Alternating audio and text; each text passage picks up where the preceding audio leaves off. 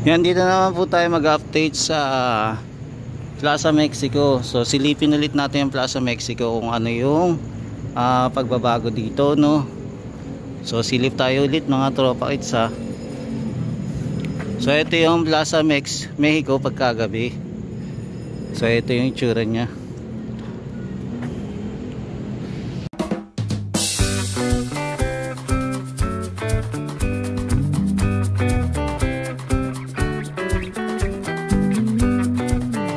Yung mapapansin din natin may mga halaman na dito, no, sa area. So tara, mag-ikot-ikot ulit tayo guys ha.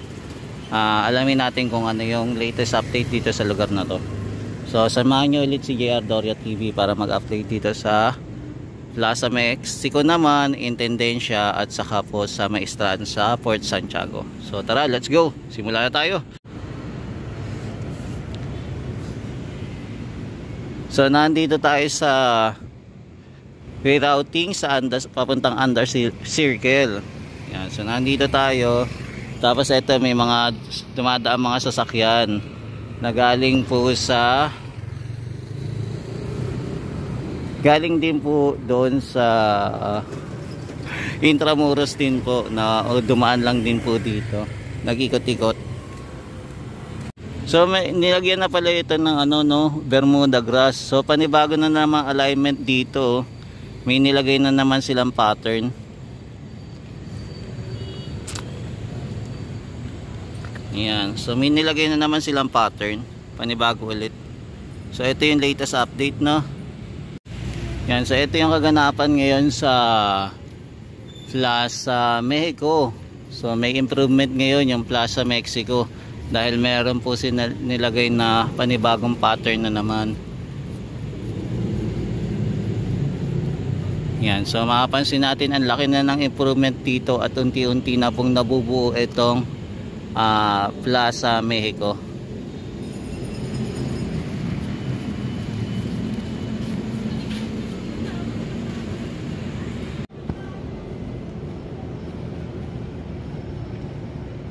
Yan, so ito po yung tsura ng Plaza Mexico pagkagabi po.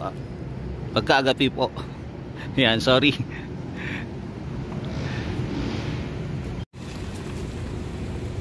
Tapos ito naman po yung plant box. So wala pa rin po laman yung plant box. So wala pa rin po pagbabago. So same pa rin po yung plant box.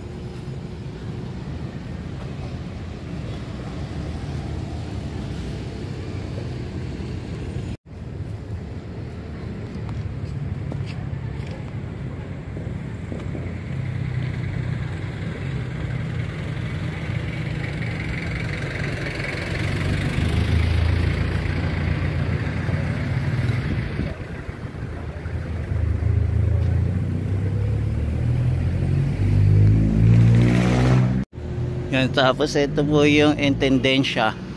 Yan pa rin po, Intendencia.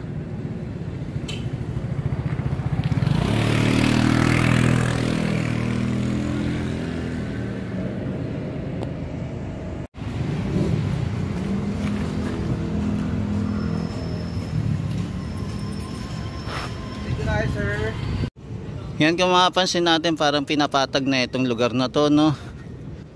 Pinapatag na nila. Maging ito, yung mga lupa nilalagay na pala dito.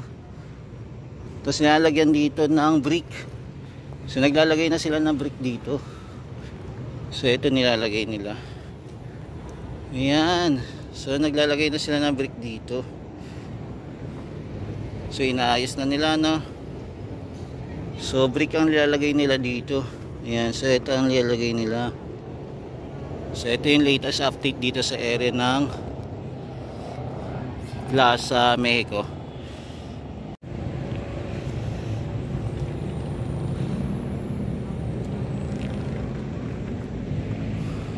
Tapos nandito pa rin yung backhoe. Yan, nakapatag na dito. Ano kaya lalagay dito, no? Okay na, nakapatag na siya. Tapos ito may mga pa rin, bato-bato. Yan, maging dito po patag na, oh. So ito na lang natitira ng mga bato-bato po. So ito na lang. So dito sa di kalayuan matanaw pa rin po natin yung Binondo Intramuros Bridge.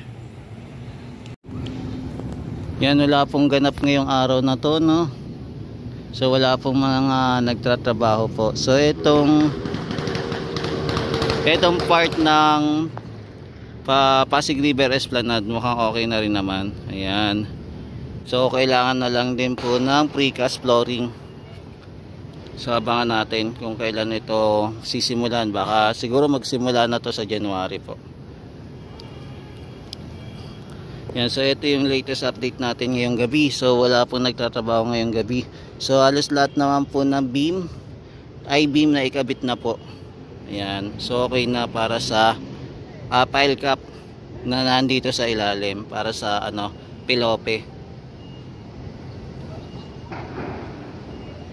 pilote pala, pilote. Ayan, para sa pilote po. Yan, so ito muna yung latest update natin dito. Yan, so ito po yung itsura ng Plaza Mexico pagkagabi po.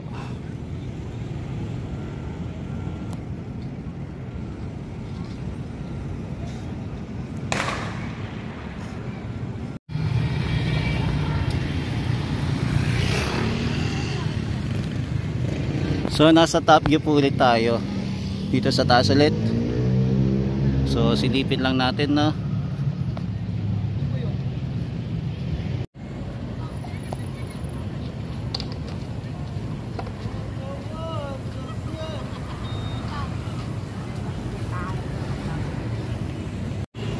Yan, so ito naman yung top view naman para sa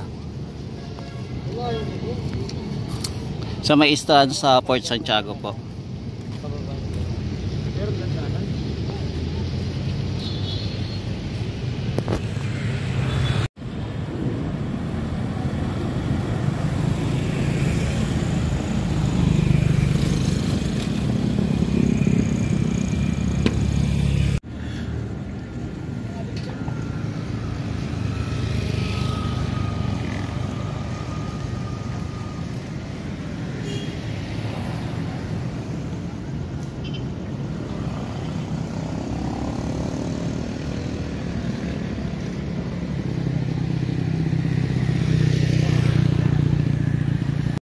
Yan, bali naglagay na sila ng Bermuda grass dito, no.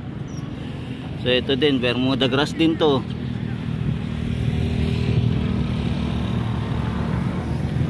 Yan, saka to. So ang tanong na lang natin kung magkakaroon pa ba ng stage dito. Mukhang malabo na ata magkaroon ng stage dito, di ba?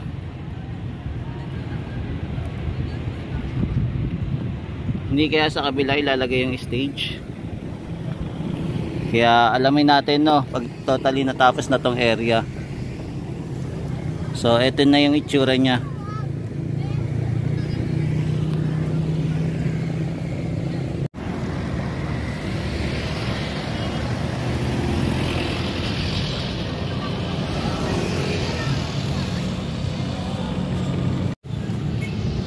Yan, so top view pa rin po tayo, no, sa taas pa rin.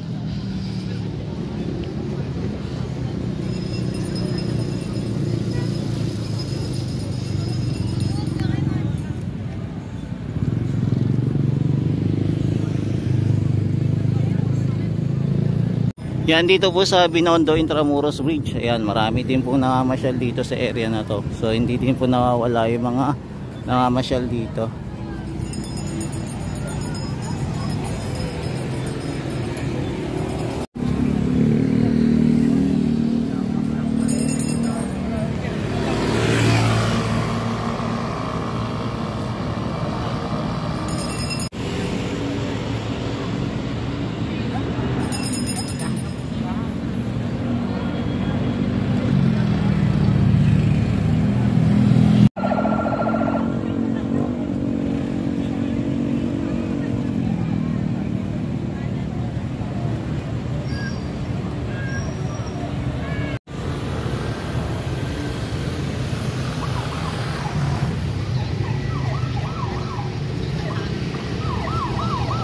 Yan, so ito muna yung latest update natin dito sa Plaza Mexico Intendencia at saka sa Maestranza. So balikan po ulit natin ito bukas kung ano pa yung magiging latest update dito bago matapos itong taon na 2024.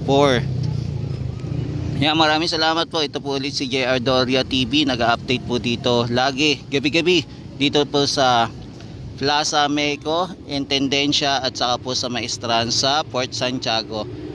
Hanggang sa muli po. Mula Luzon, Visayas at Mindanao, maging sa ibang bansa po. Lagi po kayo mag-iingat. God bless po. At mahalin po natin ang Pilipinas. Salamat po sa inyo lahat. Salamat sa walang sawang pagsuporta kay JR Doria TV po. Thank you po. And God bless po ulit. Bye bye po.